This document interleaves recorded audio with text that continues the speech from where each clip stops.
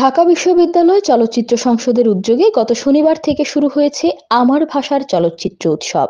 5 দিন ব্যাপী এই উৎসবের পর্দা নামবে আগামী বুধবার। ঢাবির টিএসসি মিলনায়তনে আয়োজিত এই উৎসবে প্রতিদিন প্রদর্শিত হচ্ছে 4টি সিনেমা। 23তম আসরের এই চলচ্চিত্র উৎসবে সাম্প্রতিক সময়ে মুক্তি পাওয়া ছবিগুলো দেখানো হচ্ছে।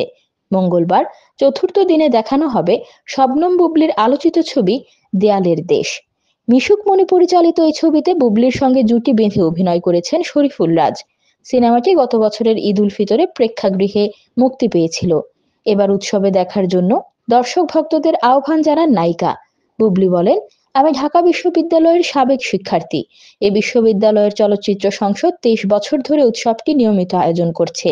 এবারের আসরে আমার অভিনীত সিনেমা প্রদর্শিত হবে জেনে আমি সত্যিই আনন্দিত। সিনেমাটি উৎসবে এসে উপভোগ করার জন্য দর্শককে বিশেষভাবে অনুরোধ করছি। জানা গেছে, সন্ধ্যা 6:30টায় দেখানো হবে দেয়ালের দেশ সিনেমাটি।